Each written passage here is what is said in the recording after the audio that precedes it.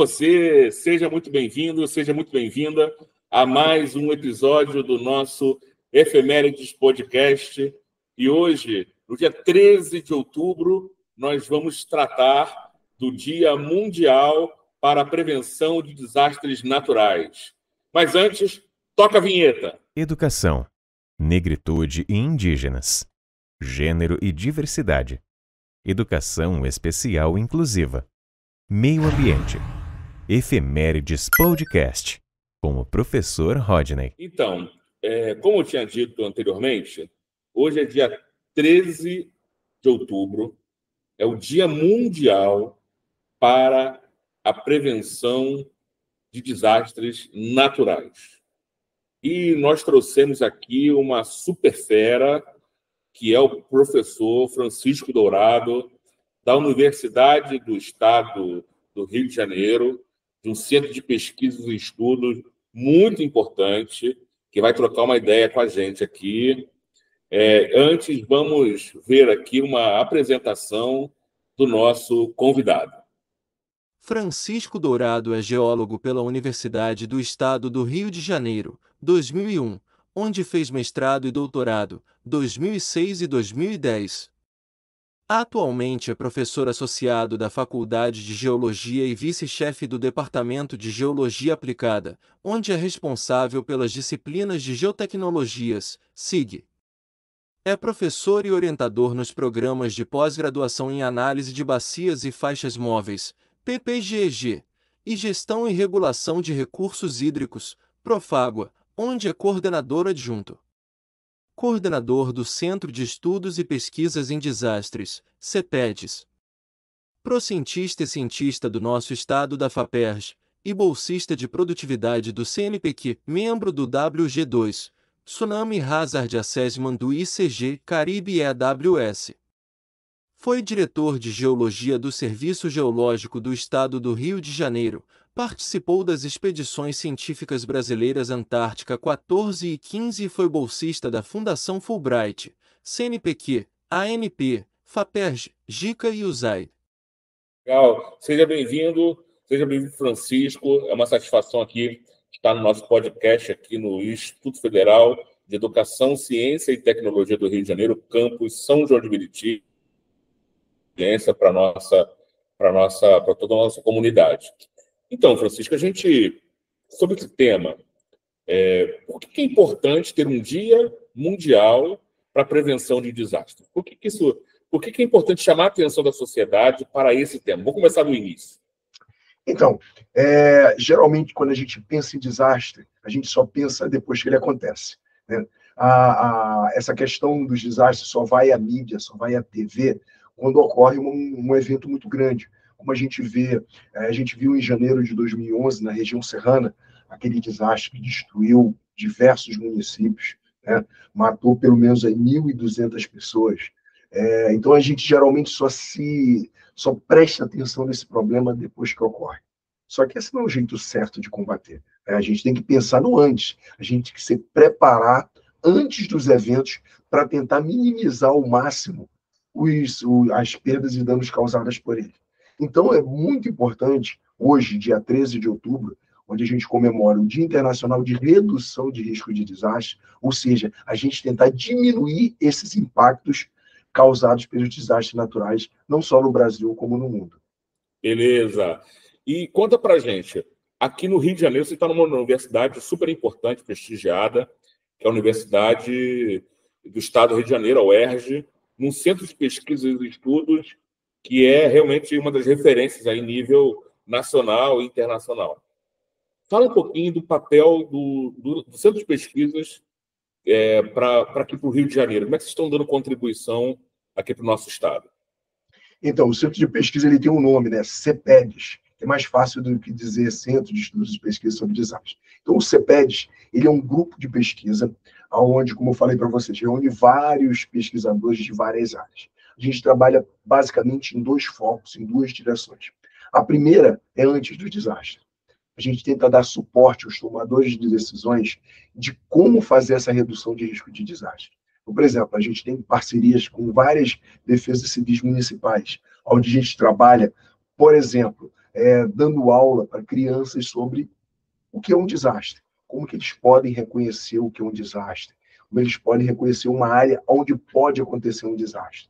Se a gente pensar no Rio de Janeiro, os dois principais tipos de desastre que a gente tem são os deslizamentos, né, os movimentos de massa, e, principalmente aí na Baixada, as inundações e alagamentos. Né?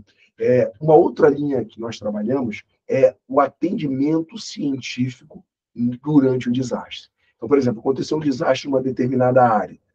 Angra dos Reis entrou num estado de calamidade, vários deslizamentos. O que a gente faz? A gente vai para lá dar apoio aos tomadores de decisão, seja a prefeitura, seja as defesas civis locais, de como elas devem agir durante o desastre. Não é nossa função colocar o pé na lama e salvar pessoas. Isso quem faz é a defesa civil e os bombeiros. Né?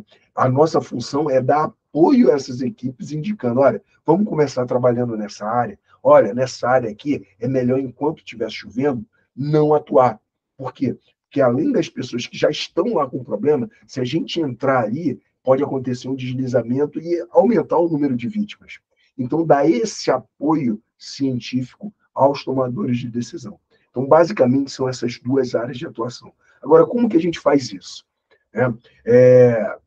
Dentro da nossa equipe, das nossas equipes, né, nós temos, além dos professores, alunos de mestrado, doutorados, alunos de iniciação científica, que desenvolvem os seus trabalhos justamente para atender essas demandas. Por exemplo, um aluno de graduação há pouco tempo fez um trabalho numa pedreira, na verdade era uma antiga pedreira que estava sendo ocupada por um estacionamento. Né? Então, a gente identificou quais eram os pontos que tinham mais chance dos pedaços de rocha caírem, né? E indicamos, olha, essas áreas aqui elas têm que ter intervenção. Ou você derruba o que tem lá, ou fixa. Né? Por exemplo, um trabalho de mestrado aí na Baixada Fluminense. Uma aluna que agora está fazendo doutorado, o mestrado dela foi mapear as áreas de inundação no município de Nova Iguaçu. Ou seja, esse tipo de trabalho ajudando as prefeituras e defesas civis que a gente faz. Perfeito.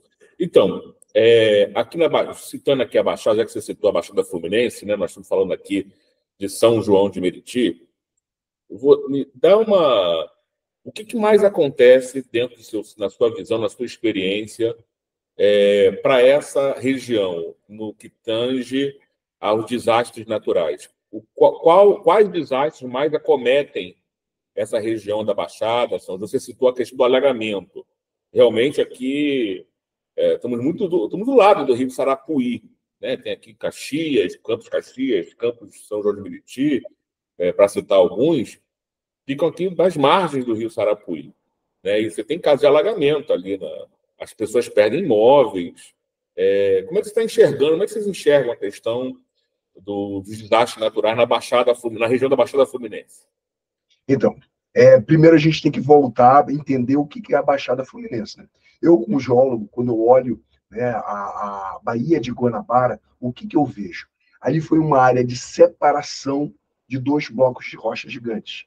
A gente chama essa separação quando a parte de dentro dele afunda, né? Você tem duas partes altas que, quando elas abrem, criam um buraco. Né? Esse buraco, ele foi um pedaço que arriou, né? ela desceu e forma uma coisa que nós, geólogos, chamávamos graben. Então, a Baía de Guanabara, o geólogo olha como um grande graben. Né?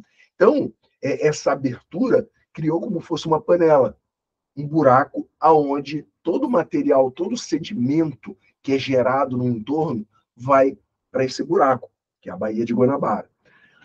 As bordas dela já foram preenchidas. Né? Então, quando a gente pensa assim, toda essa região de São João de Meriti, Duque de Caxias, Nova Iguaçu, na verdade, a gente está sobre um pacote muito grande de sedimentos. Tá? Então, ele é uma baixada. O principal problema que vocês vão enfrentar, que a gente, né, na região metropolitana, enfrenta, são justamente as inundações e os alagamentos, que tem, assim, tecnicamente são duas coisas diferentes. Né? O alagamento é quando uma área ela é preenchida por água por um problema urbano. né? Tem algum problema de drenagem, o sistema de pluvial está entupido, então isso cria um alagamento.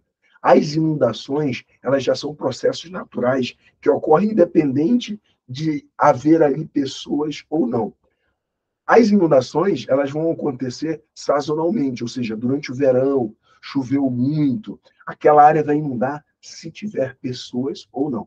Já o alagamento é um problema estrutural, é um problema que a prefeitura consegue resolver, se ela fizer a manutenção do sistema hidráulico ali daquela região. Para além disso, nas bordas, mais próximo da serra, eu vou ter alguns problemas de escorregamento, né, dos deslizamentos, mas geralmente essas áreas não estão tão ocupadas quanto o centro desses municípios. Então, são problemas que ocorrem, mas que não afetam tão diretamente a população quanto as inundações. Perfeito. Agora, deixa eu fazer uma pergunta aqui curiosa, que é quase um mito aqui em São João, na Baixada. O vulcão de Nova Iguaçu, qual é o risco de explodir, doutor? Não, olha só. O vulcão de Nova Iguaçu é uma relíquia, é uma marca do passado de uma área onde existia um vulcão. Realmente, aquela área é o registro de um antigo vulcão. Mas ele não é aquele vulcão clássico que a gente vê, né? Tipo no Havaí, tipo sei lá, na Itália, né? Que você vê aquele cone vulcânico e dali saindo a lava. Na verdade, aquilo ali é a base de um antigo vulcão. É o que a gente chama, o geólogo chama, a caldeira de um vulcão. Tudo que estava em cima, o antigo edifício vulcânico, já está lá na Bacia de Santos, né? Já está virou, como se diz, o reservatório de petróleo há milhões de anos atrás. Tudo que estava em cima já foi erodido e foi ou para a Baía de Guanabara ou está lá em alto mar. Hoje, o que a gente vê ali em Nova Iguaçu é só a base de um antigo vulcão. A possibilidade daquilo entrar em erupção é zero.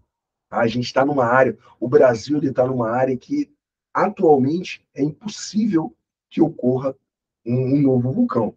A gente não sabe que há milhões de anos como é que isso aí vai evoluir, mas a chance disso é muito, muito, muito baixa. Opa, então eu vou lá no shopping do vulcão fazer minhas compras tranquilo, porque a não vai explodir. Ali é muito interessante, assim, isso não tira o brilho que aquela região tem. Naquela área, nós encontramos rochas que fizeram parte de um vulcão que estava ativo há milhões de anos. Você Sim. vai ter rochas iguais que você encontra no Havaí, que você encontra em qualquer outro lugar que tenha vulcões. Não, ali, inclusive, era uma pedreira, se não me engano, para retirada de brita e tudo mais. É o nome da rocha, uma rocha muito dura, é uma rocha que funciona muito bem para construção civil. Por isso se extraíram dali, né? Extraíram uma rocha que tem uma qualidade para a construção civil muito boa. Entendi. Então, olha aí, essa curiosidade aí sendo colocada. Então, vamos continuar a falar um pouquinho aqui de algumas regiões onde nós temos campos. Teve aqui na região, nós temos uns campi, Francisco, ali na região de Paracambi, Engenheiro Paulo de Frontin, e que chega finalzinho da Baixada, início ali da região Centro-Sul Fluminense. E teve uma queda de barreira ali naquela estrada na RJ, que, nossa, atrapalhou muito a comunidade ali. E servidores, né? Então, professores, estudantes, pessoal que mora em Mendes, Paulo de Frontin, Vassouras, que descem para pegar ali, que desciam para pegar o ônibus ali, ou o trem em Paracambi, tiveram suas vidas prejudicadas. Estudantes que moram ali mais embaixo Paracambi, ou que vão para estudar em Vassouras, na universidade que tem ali em Vassouras, Cerveja no Sombra, ou lá no nosso campus de Paulo de Frontin também, trabalhadores, trabalhadoras, e ali foi um deslizamento de terra que atingiu essa estrada, né, RJ. Fala um pouquinho desse... É comum esse deslizamento? Fala um pouquinho sobre esse desastre natural que é esse rolamento de terra que fecha estradas. Como é que é isso aqui? no Rio de Janeiro? Roger, o primeiro ponto que a gente tem que fazer é entender que os deslizamentos eles são processos naturais que ocorriam há milhares de anos, ocorreram há 1000 anos atrás, há 100 anos, há 50, há 10. Ano passado, eles acontecem e vão continuar acontecendo, independente da ação humana. Tá? A serra só existe porque ela vem sendo formada, né, por esses deslizamentos. Há milhares de anos atrás, essa serra estava quilômetros mais para frente. Então, os deslizamentos eles vão ocorrendo e vão fazendo com que essa serra recue. Ela é criada a partir desses deslizamentos. Então, com ou sem o homem, ela vai continuar acontecendo. O que acontece? Nos tempos atuais, o ser humano ocupa o espaço. Não tem jeito. A gente não quer andar de burro, de jumento, subindo aquela serra numa trilhazinha. Então, o que a gente faz? A gente cria essas estradas. O grande problema não é a criação das estradas. O problema é que quando se cria essas estradas, ignorando esses problemas. Uma estrada bem construída, ela pode até diminuir a quantidade de deslizamentos. Por quê? Você pode criar intervenções de engenharia, por exemplo, uma cortina atirantada, um sistema de drenagem bem feito. Tudo isso vai diminuir a quantidade de movimentos de massa. Só que, na prática, não se planeja essas estradas pensando nesses problemas. Então, ao invés de poder ajudar o sistema, quando você cria uma estrada mal feita, ela gera esse tipo de problema. Aumenta a chance, aumenta a intensidade desses desastres. Tá? Então, o que a gente tem que fazer? O ser humano tem que entender a sua pequenez em relação ao que é o planeta Terra, o que é a natureza. Ele tem que ter humildade e olhar assim, não, olha só, eu sou muito pequeno em relação à natureza. Eu tenho que me adaptar a ela. Porque se eu chegar e disser assim, não, eu vou transformar, vou rasgar daqui de ponta a ponta e botar uma estrada do jeito que eu quero, acontece o que a gente vê. Tá? Então, esses processos aconteciam, vão continuar acontecendo, eles podem ser minimizados como? A partir de obras de engenharia bem feitas que olhem isso como um problema real que acontece na região. Entendi. E agora vamos falar um pouquinho, saindo dessa região da Baixada, de algumas regiões onde nós temos Campi. Vamos falar do que aconteceu lá em Porto Alegre, no Rio Grande do Sul, né? Foi um desastre natural de dimensões internacionais. Eu fiz meu doutoramento na URGS, lá em Porto Alegre. Então, conheço bem ali a região. Fala um pouquinho como é que é a visão de um especialista sobre... Dava para ter algum tipo de prevenção ali? Tinha ali... Me parece que não tinha uma... Já se tinha uma estrutura que não funcionou direito para tentar mitigar aspectos daquele desastre. Fala um pouquinho para a gente, como é que vocês enxergam o antes, o durante e o após lá o desastre no Rio Grande do Sul. Rodney, lembra de uma frase que diz assim, laranja madura na beira da estrada, ou tem maribondo ou tá bichada, né? Não sei se você lembra dessa frase. Meu caro, qualquer lugar plano, próximo a um rio, quando você olha, você tem que saber que ali é uma área de deposição de sedimentos, é a calha maior de um rio. Então, se você constrói uma casa numa região como essa, você tem que estar consciente que mais dia, menos dia, passado 1, 10, 20, 50 anos, aquela área vai ser novamente ocupada pelo rio. Tá? Então, a região, todas as áreas onde ocorreram essas inundações e tudo mais, eram áreas que se sabia que sofriam inundações. Tanto que, depois do acontecido, se recuperou várias fotos, várias informações, vários registros sobre uma inundação igual a essa em 1940. Tá? Provavelmente, anteriormente, aconteceram várias outras, só que num passado tão distante que a gente não registrava através de fotografias, através de notícias. Mas, se você olhasse aquela área plana, fizesse um perfil do Sol ali, você via que era uma área que estava inundada. É uma área que não deveria ter sido ocupada? Sim, não deveria ser ocupada. Mas o que a gente vai fazer se a população aumenta e a gente precisa cada vez mais ocupar esses espaços? A gente tem que fazer uma ocupação consciente. Tá? Depois que está ocupado, fica complicado você retirar as pessoas de lá. Então, a gente tem que pensar em obras de engenharia que vão minimizar esses impactos. Tá? Nem sempre as obras de engenharia são de altíssimo custo. Tá? Acho que a gente tem, como ser humano, entender como que a gente pode ocupar esses espaços. Uma coisa que é agravada, que agrava esses problemas de inundação, é quando existe a impermeabilização do terreno.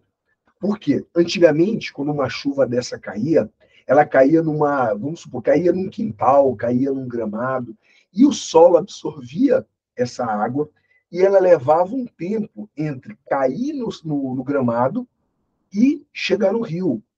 Por quê? Porque o solo ia absorvendo, ia filtrando e levava, às vezes, horas, às vezes dias, entre cair no terreno e chegar na calha do rio. O que acontece hoje nas grandes cidades? Está tudo impermeabilizado.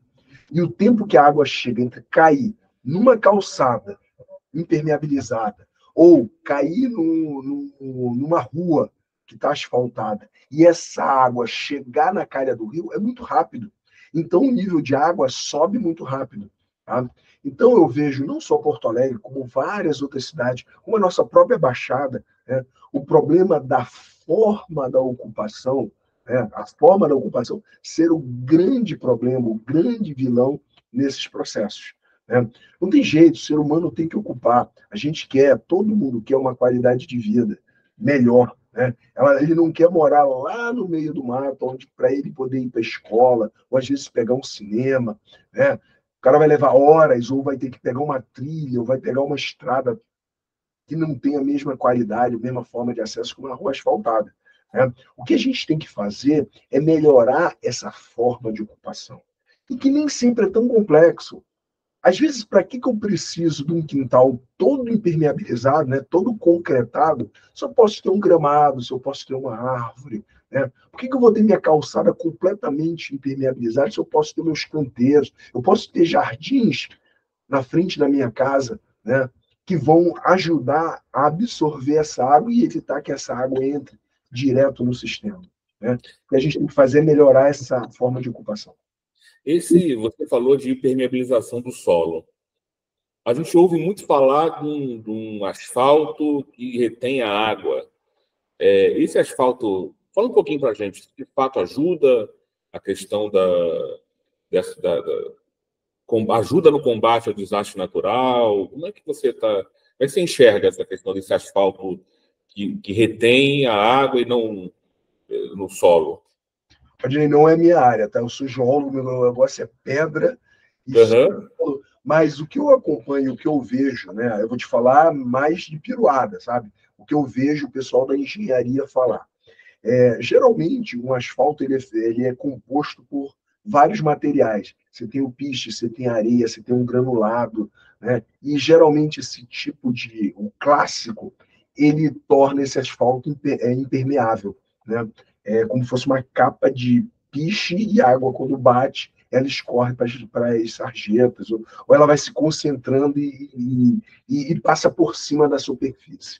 Existem alternativas de fazer esse asfalto, onde ele, ao invés de ele ser totalmente impermeável, ele tem algumas passagens, como se fosse uma esponja, e deixa que parte da água que caia nele passe por dentro dele e vá para o solo. Né? Então, ao invés de ser 100% impermeável, ele tem uma taxa de absorção dessa água, mas não que ele retenha, tá? Ele simplesmente permite que essa água passe e vá para o solo, e aí é como fosse, ao invés de uma área totalmente impermeável, você tivesse uma área que permitisse a água passar e ir para o solo. Esse Perfeito. é o conceito. Perfeito, obrigado. E agora vamos saindo um pouco fizemos uma análise conjuntural aqui na Baixada, Centro-Sul Fluminense, falamos agora de Porto Alegre, Rio Grande do Sul, começamos a expandir um pouco mais, e nós recentemente temos informações sobre um furacão, que foi o Newton, né, nos Estados Unidos, com uma previsão, claro, tem uma tensão importante, pessoas morreram lá por conta do furacão. Fala um pouquinho sobre esse desastre. No Brasil não tem tanto furacão, ou tem, e a gente não acompanha. Existe uma correlação? Por que os furacões lá também são tão destrutivos, né? Geram tantos desastres lá nos Estados Unidos? O que acontece? A gente até tem alguns históricos, sim. Num passado mais recente, o primeiro grande furacão que foi registrado, documentado, foi um furacão chamado Irani, se eu não me engano, Arani, alguma coisa assim, que ocorreu lá na divisa entre Santa Catarina e o Rio Grande do Sul. Aquela região é uma região que podem se formar esses furacões. E depois disso, obviamente, a gente começou a ficar mais ligado e acompanhando melhor esses furacões. A maioria deles se dispersa ainda em alto mar, ele não chega para dentro do continente. De lá para cá aconteceram 3 ou 4 deles que entraram no continente e criaram uma certa destruição. Só que a intensidade é muito menor quando a gente compara a esses furacões que ocorrem mais para o hemisfério norte.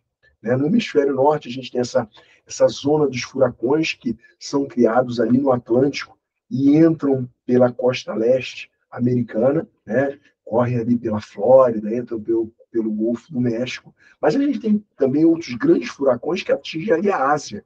A gente vê muitos casos que pegam China, Japão, todos aqueles países ali da Oceania e a costa da Ásia.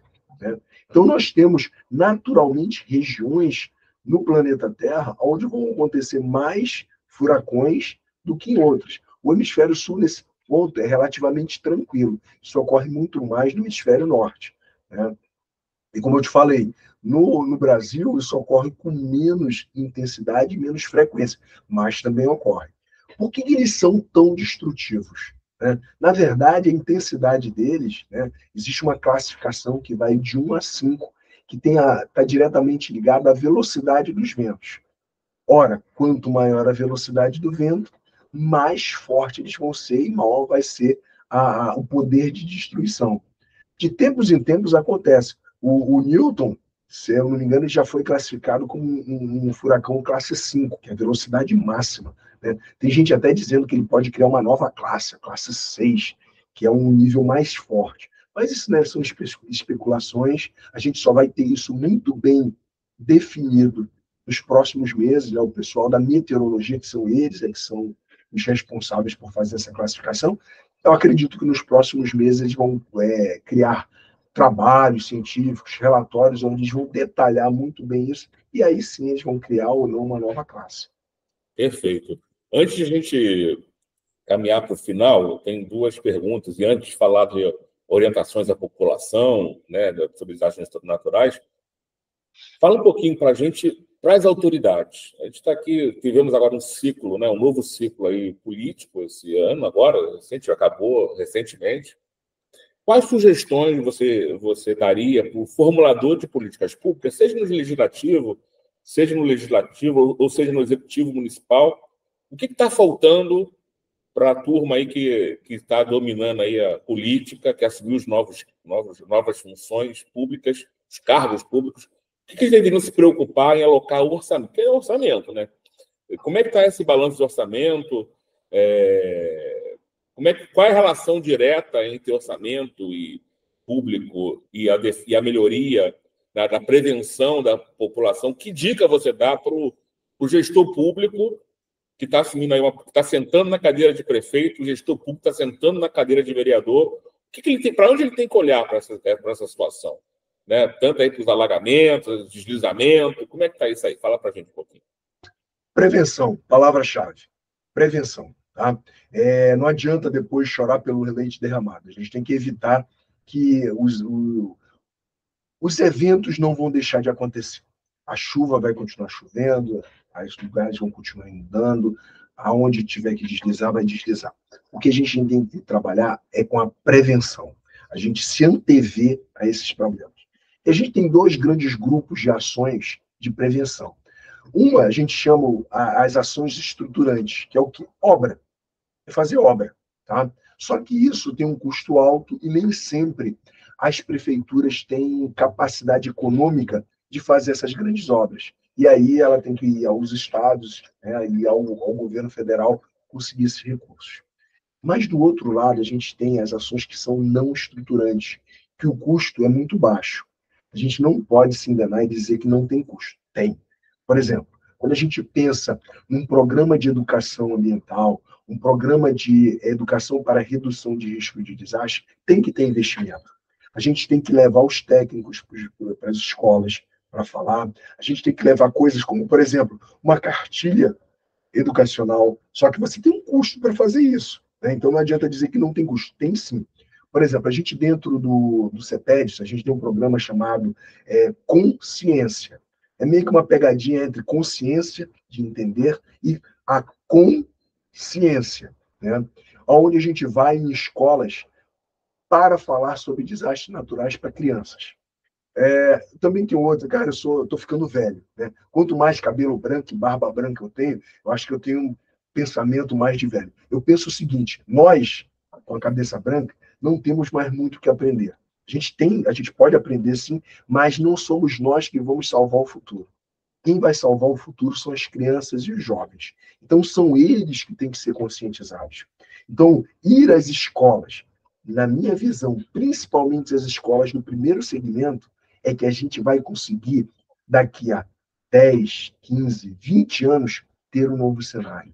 Se a gente consegue conscientizar essas crianças de que jogar lixo na rua vai assorear os rios, vai fazer com que uma enchente que era para chegar a 50 centímetros, ela chega a 1 metro e meio, 2 metros de profundidade. Por quê? Porque se joga lixo na rua, né, são elas que a gente tem que conscientizar.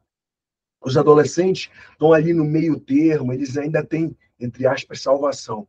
A gente que toma a decisão hoje é que é mais difícil essa conscientização. Podemos sim ser conscientizados. A nossa geração, a minha e a sua, pode ser conscientizada, mas eu penso em investimento de longo prazo. A criancinha lá, o garoto de 6, 7, o garoto e a garota de 6, 7 anos, que daqui a 15 anos vai poder votar, e aí sim ele saber selecionar os tomadores de decisão, que são as pessoas mais importantes. Elas vão ser conscientizadas. Perfeito. Na região metropolitana, Francisco, eu lembro de um caso, antigamente chovia ali na Praça da Bandeira, nós tínhamos um campus ali no Maracanã.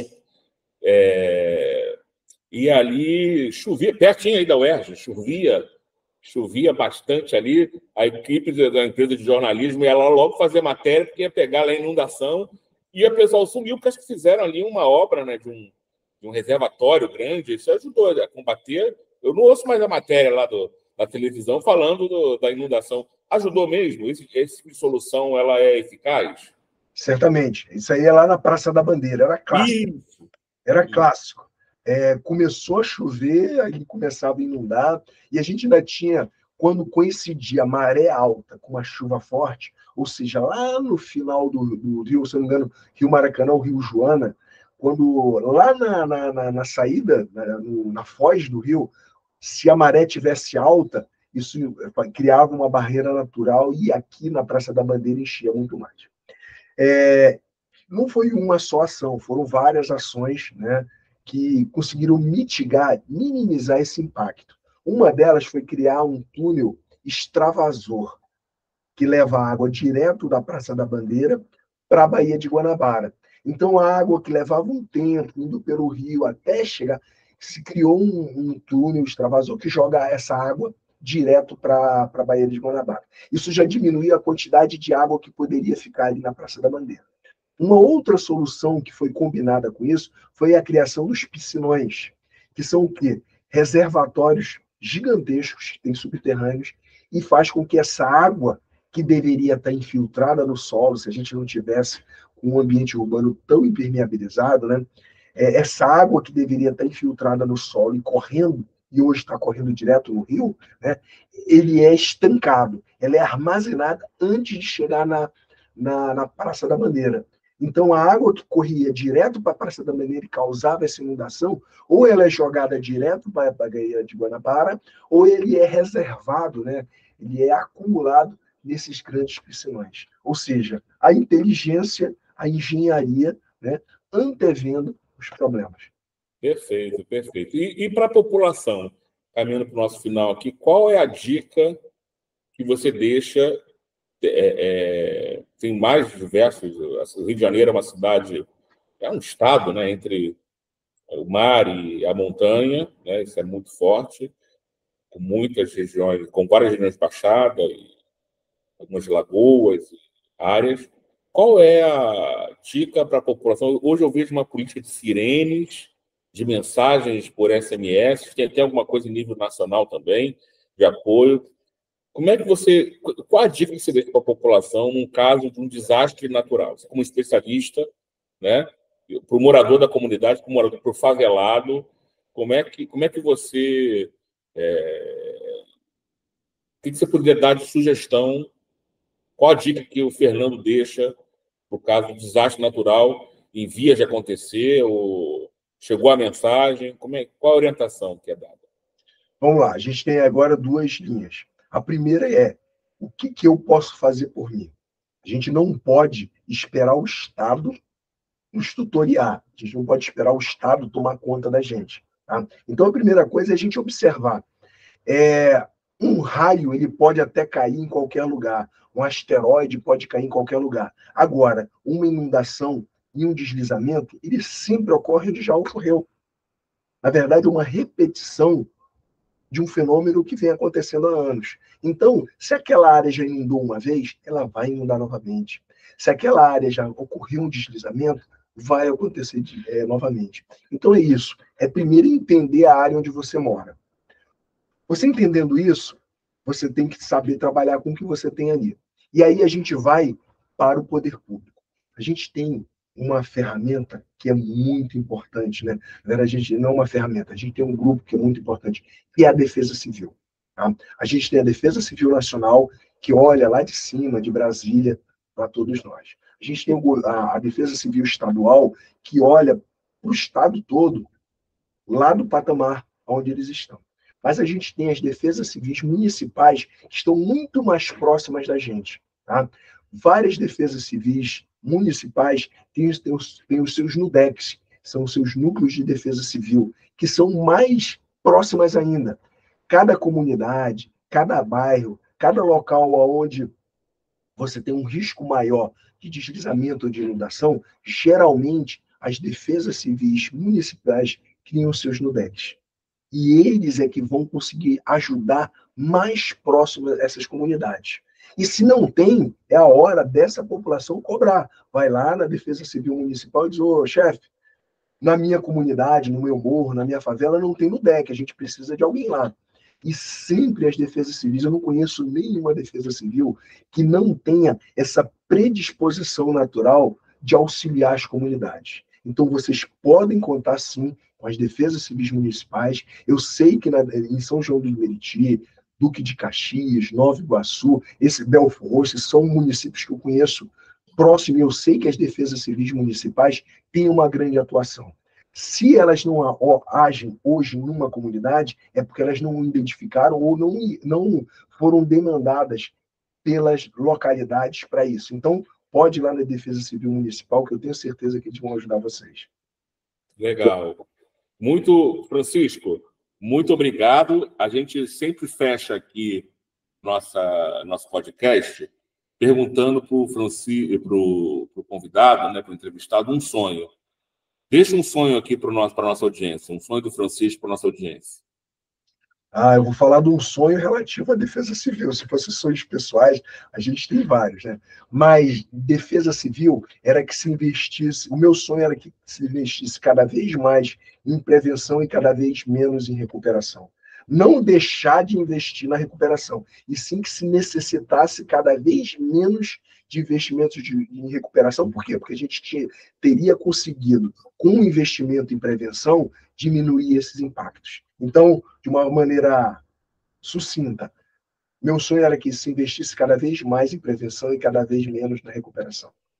Muito obrigado. Olha aí, Francisco Dourado, do CEPED da UERJ, pesquisador aqui importante, trazendo informações, né, para você, trazendo informações relevantes, para que a gente possa, nesse dia 13, né, de outubro, que é o Dia Mundial para a Prevenção de Desastres Naturais, a gente possa refletir sobre esse dia. E aí, você que está em casa assistindo, vá na Defesa Civil, cobre o seu representante aí na Câmara dos Vereadores, na Prefeitura, para que a gente possa ter uma comunidade mais seguras, ter segurança em primeiro lugar, para que a gente possa desenvolver a nossa vida e sermos felizes. Francisco, muito obrigado, e é uma satisfação tê-lo aqui, e conta com a gente aí também. Um abraço. Obrigado, Rodney. É um prazer estar aqui falando sobre desastres naturais, como fazer a prevenção e tudo mais. E pode contar não só comigo, como qualquer membro do CEPED, né, os professores lá. Quando vocês precisarem, é só chamar a gente. Um abraço. Um abraço, Francisco. Tchau, tchau. Seja muito bem-vindo, seja muito bem-vinda a mais esse episódio do dia 13, Dia Internacional da Redução do Risco de Desastres. Dando continuidade ao nosso episódio de hoje, nós temos aqui duas pessoas incríveis que podem colaborar muito nesse debate. Um é o professor Marcos e o outro é o Fernando. Sejam muito bem-vindos, Marcos e Fernando. Antes de mais nada, eu vou passar a palavra para ele, vou dar aqui uma apresentação do Fernando. Fernando Nicolas é negro, evangélico, de esquerda e profundamente inconformado com a situação atual de São João de Meriti. Reside no Jardim Íris desde que nasceu, vivendo na mesma rua onde deu seus primeiros passos, brincou e jogou bola. Como gestor público formado e mestrando em Planejamento Urbano e Regional pela Universidade Federal do Rio de Janeiro, UFRJ. Autor de artigos e trabalhos acadêmicos voltados para a história e as políticas públicas aplicadas na cidade, e atuante em movimentos sociais tanto na cidade quanto no Estado, adquiriu o conhecimento técnico e a experiência prática necessários para transformar São João de Meriti em um lugar melhor para todos nós. Excelente, parabéns. Agora nós vamos assistir uma apresentação do professor Marcos. Marcos Vinícius Veloso da Costa é professor do Ensino Básico, Técnico e Tecnológico, EBTT, de Geografia do Instituto Federal de Educação, Ciência e Tecnologia do Rio de Janeiro, IFRJ, Campus São João de Meriti. É bacharel e tem licenciatura em Geografia e possui doutorado pelo Programa de Pós-Graduação em Geografia da Universidade Federal do Rio de Janeiro. Atualmente no IFRJ é membro da Comissão Permanente de Pessoal Docente, CPPD, e do Conselho Acadêmico de Ensino Técnico, CAE. Foi coordenador do curso técnico integrado ao ensino médio em Logística do Instituto Federal de Educação, Ciência e Tecnologia do Espírito Santo, IFES, Campus Avançado Viana. Bacana demais. Vamos lá. Passar a primeira palavra aqui para o Fernando. Fernando, esse é um Dia Internacional de Redução de Risco ao Desastre. Na sua visão, qual a importância dessa data? Bom dia a todo mundo. É um prazer estar falando aqui no podcast do IFRJ, né? IFRJ de São João de Meriti, importância, né? Principalmente falar um pouco sobre a questão de redução de riscos de desastres, né?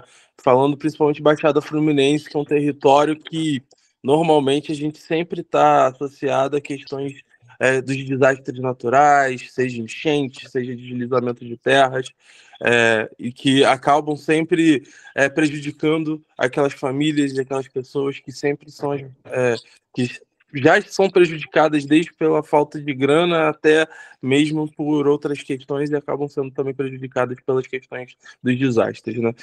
Eu acabei de sair de um evento, né, que a gente estava falando exatamente sobre enfrentamento à crise climática, e não só isso, a gente estava dando nome sobre como enfrentar esse capitalismo do desastre, né, que acaba que é isso, né, a gente está vendo os desastres como uma forma também do capitalismo e das empresas também começarem a lucrar em cima desses desastres, né.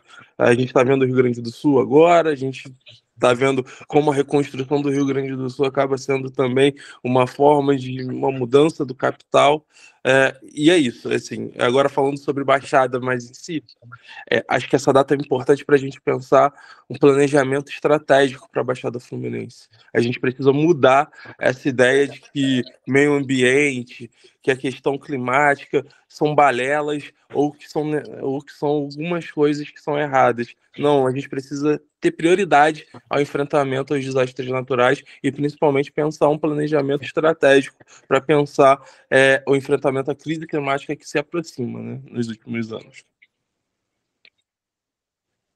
Bacana, Fernando, exatamente isso. Vou passar a mesma pergunta para o professor Marcos. Professor Marcos, conta para a gente. O Dia Internacional de Redução do Risco a Desastres.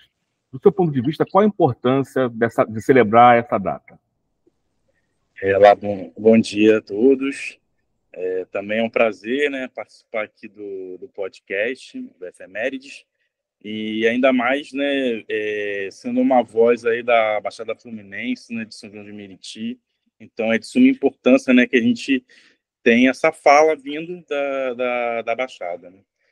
Então, em relação a esse dia, né, é importante, é relevante, né, tratar sobre o tema, porque a gente sabe que existem perdas materiais, né, as pessoas não gostam, né, ninguém gosta, né, de ter perdas materiais, mas principalmente, né, o foco ali, né, é de preservar a vida, né?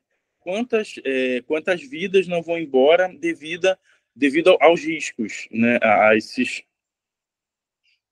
fenômenos que ocorrem. E a gente verifica, por exemplo, né, como eu sou geógrafo, né, então eu vou comparar, né, com... A gente verifica que desastres ambientais ocorrem no mundo inteiro. Só que quando a gente verifica, né, o número de pessoas, né, de vidas, né, que são afetadas, por exemplo, com um desastre ambiental que acontece num país desenvolvido e quando acontece num país subdesenvolvido, você verifica uma quantidade de vidas, né, que são perdidas muito maior em países subdesenvolvidos. E muitas das vezes, né, o que seria ali o primordial seria uma conscientização, né? E as pessoas tendo uma conscientização que elas estão em risco, né? E você tendo, né, todo um planejamento do que fazer quando ocorrer, né, aquele desastre ambiental, para onde fugir, né? Em que lugar que você pode se refugiar, isso aí consegue preservar a vida. E aí a gente estava até falando, né, sobre a importância da defesa civil, né? E aí, né, nem só quando o desastre acontece, é também anteriormente, né, fazendo um planejamento, né? Então, por exemplo, né, quando você tem no morro, né, uma sirene tocando, né, sendo um alerta, né, para a população ou em qualquer outra área de risco, né? Quando você tem uma sirene tocando e as pessoas vão estar em alerta, né? Então, e elas também têm que saber qual seria a rota de fuga. E isso aí você vai ajudar, né, a preservar a vida, né? Que é o principal, né? Que os bens materiais, né, é complicado, né? Que você é toda uma luta, né, de uma vida, de você conseguir, né, adquirir aquele bem material, mas a vida é o principal. Então, eu acho que a gente chegar e se conscientizar sobre esse dia tem a ver com a própria preservação da vida. Perfeito, perfeito, Marcos. Muito obrigado. Então, vocês dois falam, me parece, eu fico com a impressão, que vocês falam inevitavelmente do investimento público, né? Da necessidade de ter uma política pública, e política pública não se faz sem recursos públicos.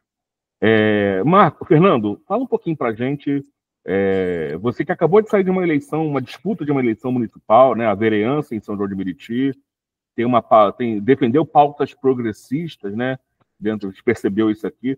Fala um pouquinho sobre qual é a sua visão para São João de Meriti, sobre a necessidade de investimento para mitigar, ou seja, reduzir o risco de desastres ambientais na nossa cidade. Uma boa pergunta, Rodney. Saindo, né, das eleições, né, eu fiz uma campanha que literalmente a gente estava falando sobre enfrentar a crise climática, né? A gente estava querendo ser uma voz na Câmara de Vereadores que lutasse por mais investimentos. E mais investimentos não significa só recurso, não. É também ter plano estratégico para enfrentar a crise climática, pensar estratégias que não só para o poder público, mas para a própria população. A gente saber os locais de assistência, os locais seguros da cidade. Eu acho que a gente não tem um plano municipal de enfrentamento à crise climática. Hoje na região metropolitana do Rio de Janeiro, só 3 municípios têm um plano de enfrentamento à crise climática. Quem quiser saber mais, tem um site da Casa Fluminense que fala quais são os municípios que têm plano. Acho que é importante todo mundo saber, porque isso são coisas que são necessárias. São João de Meriti não tem. Isso é um problema. Outra coisa é a questão que o governo federal ia dar verba para o nosso município não quis. A gente ficou literalmente sem nenhum tipo de verba a mais para enfrentamento a desastres naturais, porque o nosso município não quis. E não quis o governo municipal, o prefeito atual, né, não sinalizou para o governo querer esse investimento, e também a Câmara Municipal concordou. Ou seja, a gente não tinha nem voz basicamente para fazer essas mudanças. Um absurdo, assim. E pensar que é isso, a gente precisa de investimento. A nossa defesa civil tem só 20 pessoas. Quando a gente foi perguntar, a gente foi com o deputado federal Henrique Vieira, pastor Henrique Vieira, fazer uma conversa com a Defesa Civil, fazer uma conversa com a Secretaria de Assistência Social para entender como é que estava sendo o processo de enfrentamento à enchente do início de 2024, e basicamente a Defesa Civil falou que tinha problemas porque não tinha contingente, não tinha gente suficiente para atender todas as demandas. A fala do secretário de Defesa Civil era basicamente: se vocês tiverem um local que vocês sabem que é prioridade para a gente atender, liga para a gente, porque aí a gente vai. Os vereadores estão fazendo isso. Basicamente, ele já estava dando que ele estava atendendo só os vereadores que estavam pedindo, ou seja, não era a população. Foi uma quantidade de absurdos que a gente foi vendo, que é de doer o coração, e não só isso, de pensar que tem vidas sendo negociadas a partir disso, né? A gente não está falando sobre uma coisa que não vai afetar a vida da pessoa. A gente está falando literalmente que pode morrer com um desastre, com uma enchente, com um deslizamento. A gente teve uma morte em São João nas últimas chuvas, né, do início do ano. Será que a gente está esperando ter um desastre maior, tipo a tragédia do Rio Grande do Sul, para a gente poder fazer um planejamento sério? E é isso, assim, o poder público precisa investir, e aí precisa ter dinheiro mesmo. O orçamento municipal para combater enchentes e desastres naturais é pífio, muito pífio. É menos... uma grana que não faz sentido ser, assim, é como se investisse menos de R$20 por dia ao ano no combate a enchente. Então é um absurdo, assim. Acho que a gente deveria pensar e deveria ter, né, nesse próximo governo aí, já que tivemos eleito um novo governo, tem que pensar real como combater a crise climática. Então, Fernando, antes de passar a palavra para o professor Marcos, deixa eu colocar umas questões assim. Quem não assistiu o capítulo das águas, né, a efeméride do Dia de Preservação das Águas, nós entrevistamos o Mário Moscatelli, que é um ecólogo assim, dos mais importantes do Brasil e do mundo, um cara incrível. E o Mário, ele diz uma coisa que é diferente. Ele fala assim: olha, a única coisa que pode nos salvar é o voto. Ele fala isso. E as pessoas, porque é o voto que vai indicar a política pública, essa escolha. E ele alerta, e eu fiquei com a impressão de que na fala dele o voto não está na prioridade das pessoas, a temática ambiental no voto. Então, se você coloca uma pauta ambiental numa campanha, isso não está no radar das pessoas como algo importante para elas votarem e entenderem que é prioridade. Né? E isso não é um caso só de São João de Meriti, é um caso do Brasil, e com exceções do planeta em alguns países, que alguns países têm políticas bem avançadas de preservação ambiental, e aqui São João de Meriti acho que vê um pouco do que a maioria, especialmente dos países subdesenvolvidos ou em desenvolvimento, como você aportou. Como é que muda isso, Fernando? Como é que muda essa percepção de urgência? É provável, talvez, né, eu não sei como é que é a mudança, o que é que atingiu lá no Rio Grande do Sul, não sei como isso influenciou o voto do eleitor de Porto Alegre, né? Mas como é que faz virar pauta a situação ambiental? É só com desastre? Ou seja, a gente precisa sentir na carne, doer, perder um familiar, para ir entender que essa pauta da mudança climática, da justiça climática, é algo importante? Antes de passar a pergunta para o professor Marco, eu queria que você pudesse, no rastro que você colocou aí, compartilhar com a gente, por favor. Não, acho que vou dar algumas questões. Acho que eu não vou conseguir responder isso, até porque as respostas das urnas foram totalmente diferentes do que a gente pode pensar. Inclusive, a resposta das urnas do Rio Grande do Sul é a continuidade do que está. Não são respostas de mudança, de pensar pauta ambiental ou de qualquer outra coisa, não. A Maria do Rosário foi para o segundo turno, né, junto lá com o Sebastião Melo, mas o Sebastião Melo é o atual prefeito, é o prefeito do desastre. E vai para o segundo turno. Outras pessoas continuaram também nesse rastro de reeleição também.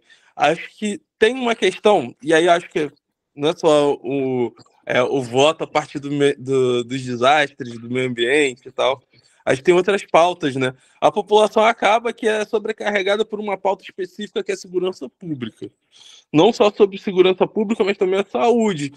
São pautas muito importantes, mas acabam sendo sobrecarregadas principalmente pela mídia. Então as pessoas são sobrecarregadas a votar em pessoas que discutem assuntos específicos. E assuntos específicos nem sempre são os específicos que a gente quer e que a gente também está necessitando naquele momento. Pode ser o combate à fome em 2022 era uma pauta central. Tão central que a gente elegeu alguma bancada do MST lá, pessoas que são ligadas a movimentos sociais de combate à fome, mas foi porque tinha 33 milhões de pessoas passando fome. Será que era isso? Não sei. Eu também não vou jogar que a gente precisa passar pelo desastre para as pessoas votarem nessa pauta. Acho que é necessário a gente ter um conhecimento maior sobre a pauta. Acho que o Marcos falou um pouco, e aí eu acho que eu concordo um pouco com isso, que é a questão da população entender também quais são as prioridades. Será que quem mora no Parque Analândia, que foi muito afetado pelas enchentes no início de 2024, votou conscientemente em quem poderia mudar aquela situação daquele bairro? Ou quem sofreu lá no Jardim Metrópole também, a partir do Rio Sarapuí, será que alguém que sofreu com as enchentes ali votou a partir disso? Tem essas questões. Assim, é muito amplo. Não dá para dizer que o voto vai ser uma coisa específica de alguma coisa, mas pode ser por amizade, é isso. Os votos municipais, infelizmente, ainda muitos votos são por amizade, ou são não só por amizade, mas por interesse mesmo. É o cara que conseguiu adiantar a pessoa na fila do posto de saúde, é o cara que conseguiu vaga na creche, vaga na escola. Tem várias questões. Eu acho que o voto está muito aberto ainda. Não dá para a gente dizer que o voto é definido por coisa. Eu acho que é mais... Assim, eu tendo a achar que a gente precisa fazer com que a população entenda mais a importância do seu voto. A importância de 4 anos do voto. Não uma importância de que no dia específico da votação aquele voto é importante, mas é um voto importante para 4 anos. Acho que a gente ainda precisa maturar mais ainda essa ideia. Bacana, Fernando. Agora passando para o professor Marcos. Marcos, é um professor aqui da casa de Geografia, do IFRJ Campus São João de Meriti. Fala um pouquinho para a gente da importância da educação ambiental, né? A educação desse tema para a prevenção das crianças, dos jovens, né? Como é que você percebe, como professor, a importância da educação para tornar consciente, trazer a consciência dos nossos jovens e adolescentes a questão dos riscos aos desastres? Na verdade, assim, é um tema até transversal, né, que ele pode ser abordado, né, por várias disciplinas dentro da escola, cada uma com seu enfoque, né, seja a biologia, a geografia, a própria história, né, e começa por aí, né. Eu acho que, como o Fernando estava falando da questão do voto, as pessoas as pessoas dão importância daquilo que elas conhecem, né? E aí, quando você tem essa falta da educação ambiental, né, as pessoas podem até nem saber que medidas simples podem resolver aquela problemática, né?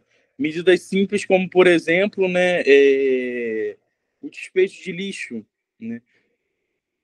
O quanto que você iria amenizar, né, esses desastres naturais, né, se você tem uma conscientização da população de que, né, por exemplo, se você sabe que aquele dia vai ser um dia, né, chuvoso, né, com volume de chuva mais intenso, né, então, porque segura seu lixo, não coloca seu lixo na rua, né? O quanto que você iria amenizar? Porque a gente sabe, por exemplo, que, né, principalmente aqui na Baixada Fluminense, né, em São João, né, que o risco maior, né, é de enchente, né, até por ser uma área de baixada, né, a gente sabe que o Rio, né, como a cidade, né, você vê uma imagem de satélite de São João, de Meriti, você não vê área verde, né? Você vê uma área extremamente urbanizada, né? Então, a água, ela vai escoar para onde, né? Ela vai escoar para o rio. E aí, quando você tem, né, um rio que está tomado de lixo, então você tem menos espaço para essa água, né, ela percorrer, né? E entra aí nesse caso, olha só, uma coisa simples, né, que é a questão do lixo, né? Porque se cada um cuidar, né, do seu lixo, né, o todo vai ajudar na preservação. E aí, em outros casos também, você vai vendo aí a educação ambiental. Não sei se você me permite também falar da questão da eleição, né? Às vezes eu fico pensando, né, existem pesquisas falando, né, que as pessoas, elas decidem, a maior parte das pessoas decidem o seu voto, né, na semana, né, da eleição, quando não no dia, né, da eleição. E eu fico me perguntando se as eleições, se elas fossem no verão, né, onde a gente tem a maior parte dos desastres, se não poderia ter né, um outro viés, né? Porque você chega em outubro, né, que são as eleições, historicamente você não tem desastres ambientais, né, em outubro. Então,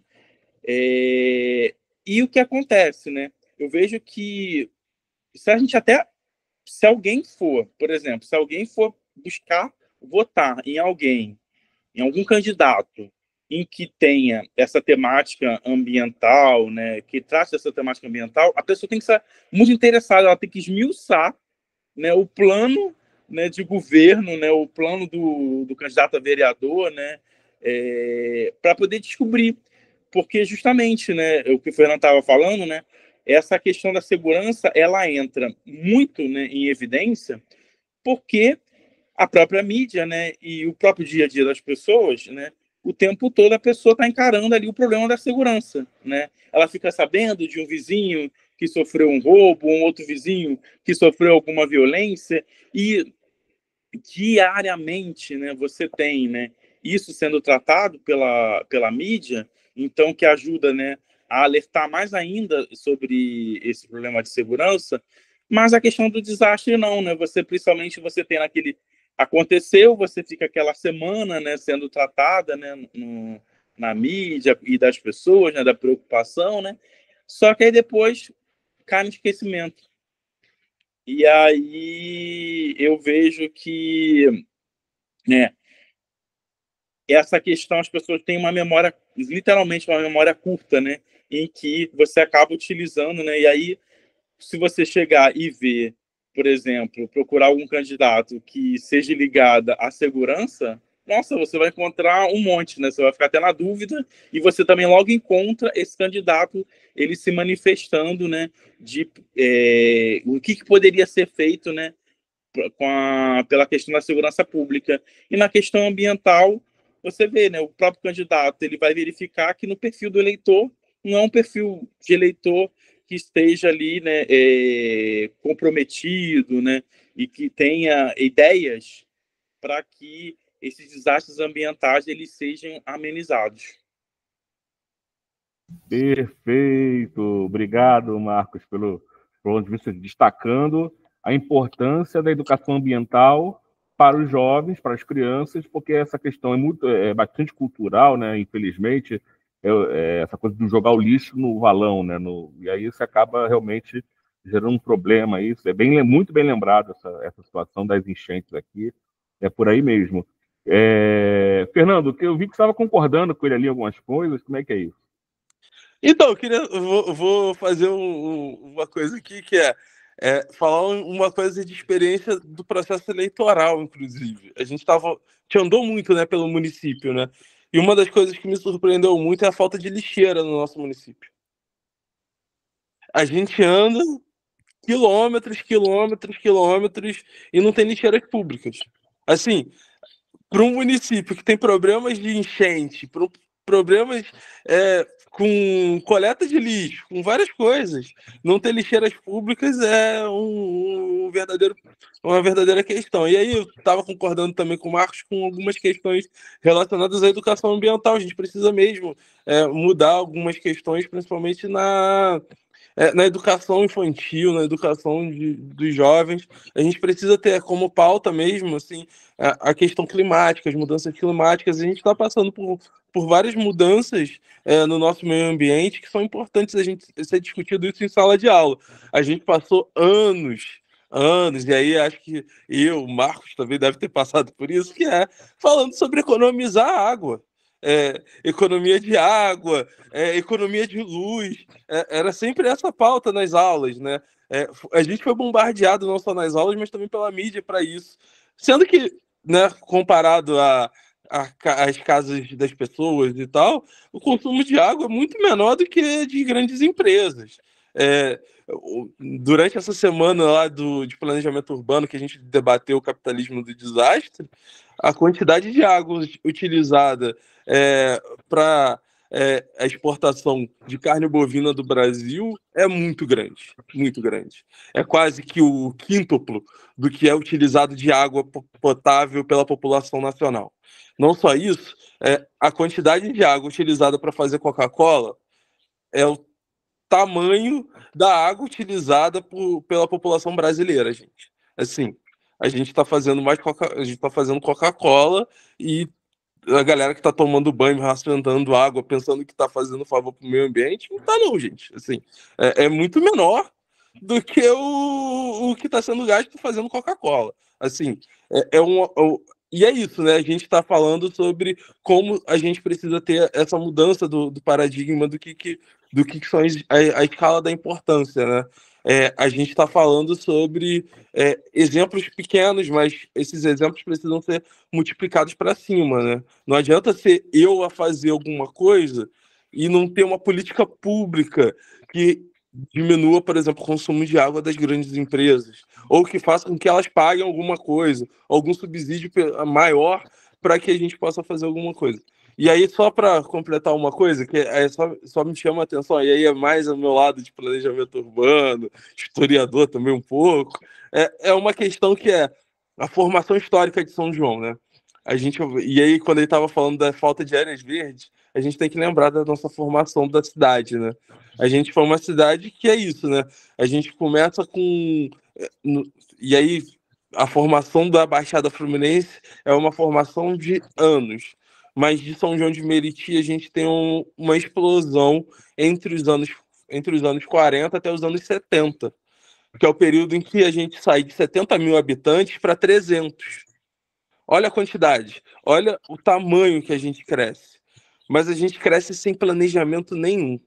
A gente cresce através das linhas de trem, da Dutra. A gente vai ramificando a cidade. A gente não vai fazendo um planejamento de quais são as zonas necessárias para habitação, quais são as necessidades de cada população. A gente não faz isso. A gente só vai deixando as pessoas irem.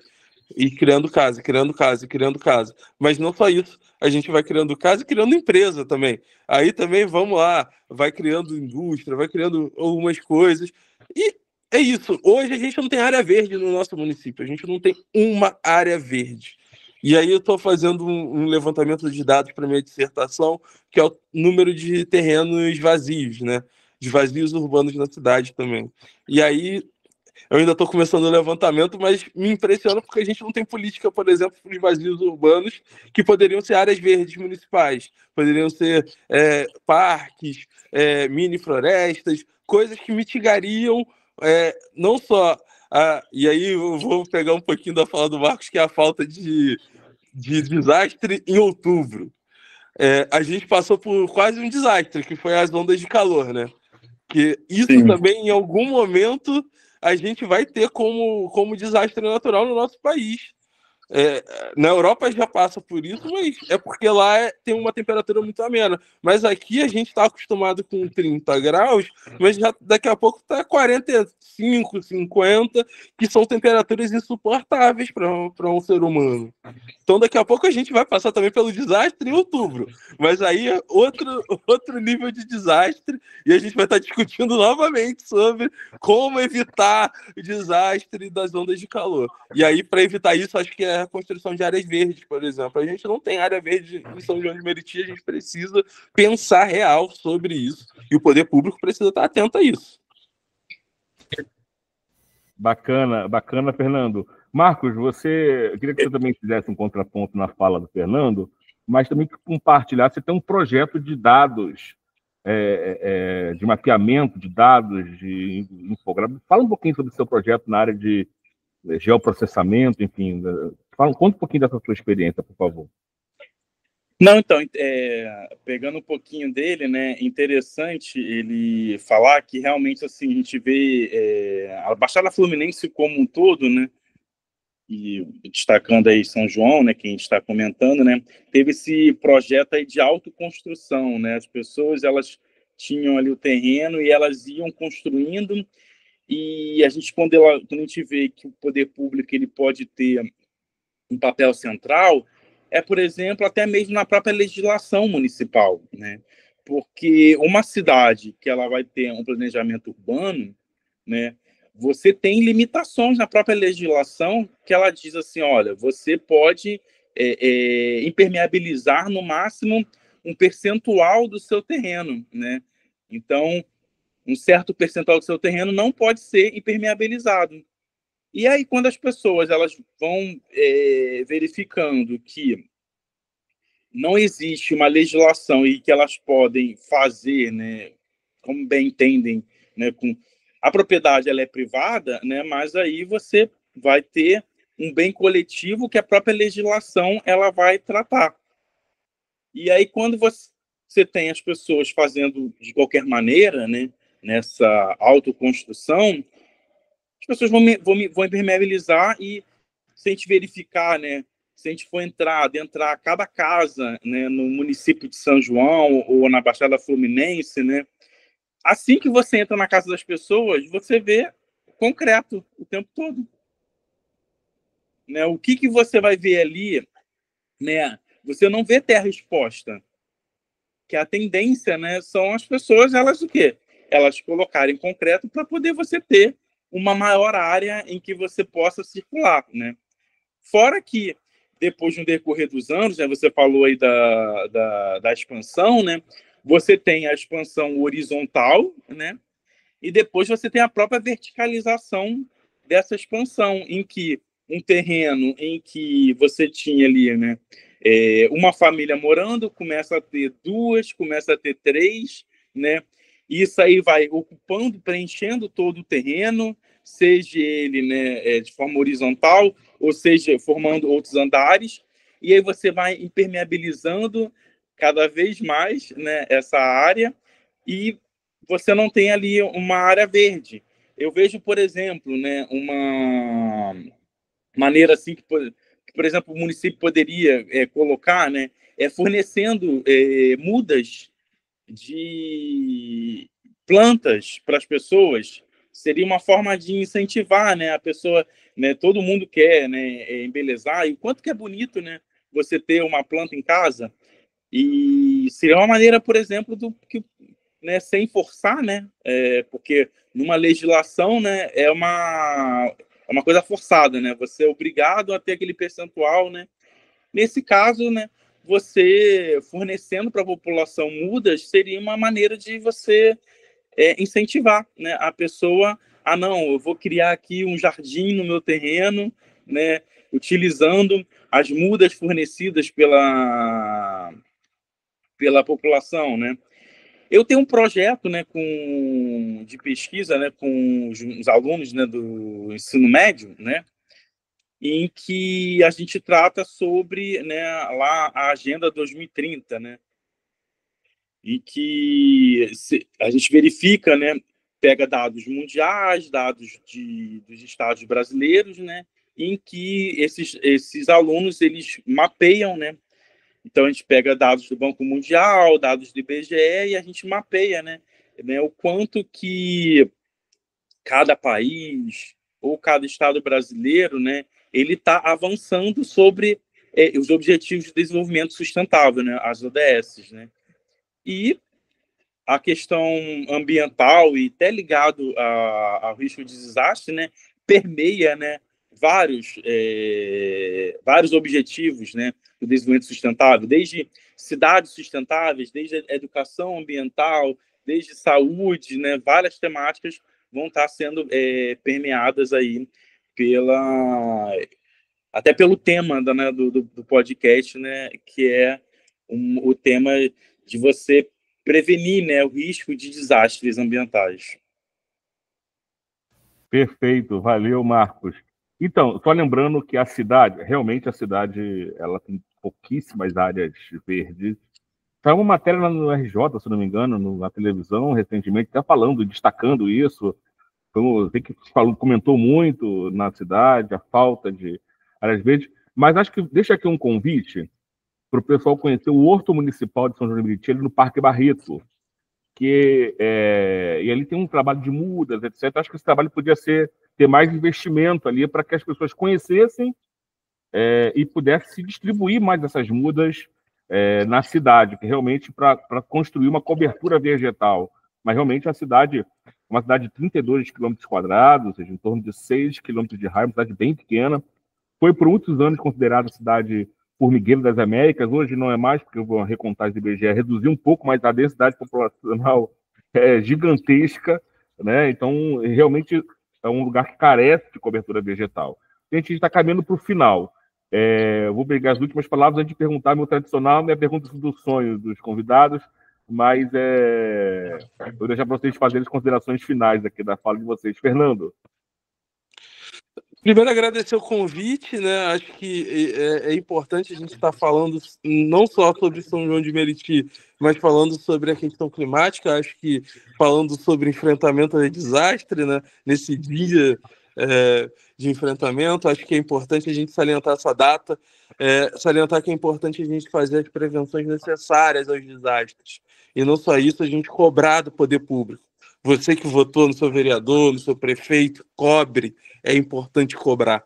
É importante a gente fazer essa cobrança. É importante a gente participar ativamente da vida pública da nossa cidade. E aí, só deixar aí para todo mundo, sigam as minhas redes sociais, eu vou estar falando mais sobre vários assuntos, desde planejamento urbano, São João de Meriti, meio ambiente, questões climáticas, fernando.sjm, @fernando.sjm. Sigam lá no Instagram, a gente bate mais papos, com certeza. E, Fernando, diz um sonho aqui para a gente fechar a sua participação. Conta um sonho do Fernando, compartilha com a nossa audiência. Um sonho hoje é que a gente tem um município com um plano municipal de enfrentamento à crise climática, que a gente não tenha mais enchentes, que a gente não tenha mais deslizamentos e que ninguém perca a sua vida por causa desses desastres. Perfeito, muito obrigado pela sua participação. Marcos, suas considerações finais e já emenda com um sonho. Achei importante isso que o Fernando estava falando, né? Como a gente está próximo aí dos resultados das eleições, né? Mesmo que a gente não tenha encontrado, né, algum candidato que tenha, né, tratado dessa temática ambiental, né? É importante, né, que é aquilo que o Fernando falou, né? A questão do voto não é só ali no dia, são 4 anos, né? Então, que as pessoas, né, elas acompanhem, né, o que está sendo votado na Câmara, acompanhem as ações do prefeito, né, de o que eles estão trabalhando com a temática ambiental, que, por exemplo, né, uma legislação importantíssima que é o plano diretor, né? Então, quando ocorrer, né, toda a cidade é obrigada, né, a revisar o plano diretor de 10 em 10 anos, né? Então, quando ocorrer essa revisão de plano diretor, seja em São João de Meriti, seja em Duque de Caxias, seja no Rio de Janeiro, né, que as pessoas elas cobrem, né, que essa questão ambiental, principalmente temáticas ligadas à amenização, né, do risco de desastre, que esteja presente ali no plano diretor, né? O plano diretor ele vai orientar, né, a expansão da cidade, né? Ele vai orientar, né, a própria configuração da cidade, o que deve ser mudado, e a gente verifica que nos municípios de da Baixada Fluminense, colocando aí São João de Meriti, né, você precisa de criar, né, essas áreas verdes. Pode não ser um parque, mas pode ser criar, né, canteiros nas ruas, onde for possível que você tenha uma calçada mais larga, que você possa ter ali, né, áreas com terra, né, que não esteja impermeabilizada. Então, nesse dia a dia, né, procurar, né, as pessoas a realmente assim pensar além da segurança, né, pensar em outras temáticas, né, que estejam ligadas aí à amenização dos riscos de desastres ambientais. Perfeito. Queria agradecer Marcos, professor Marcos, Vinícius. Queria muito agradecer Fernando, Nicolas. Acho que vocês engrandeceram muito aqui o nosso debate, trouxeram para a população, seja de São João, seja da Baixada, seja do Rio, seja do Brasil, seja do mundo, vai para a internet, então sabe-se lá onde você vai passar. Né? Então, acho que vocês trazem uma observação, acho que são colaborações valorosas, e agradecer a você que está assistindo a gente, que dedicou um pouquinho do seu dia para discutir, para ouvir um pouco sobre o Dia Internacional da Redução do Risco de Desastre, né? Ou seja, é um tema importante, e até o nosso próximo episódio. Até a próxima, vem com a gente.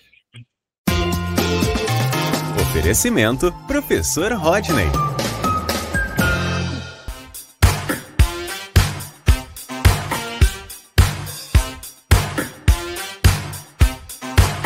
Educação e cultura. Ciência e tecnologia. Políticas públicas. Diversidade e território. Pesquisa e inovação. Rádio e TV IF.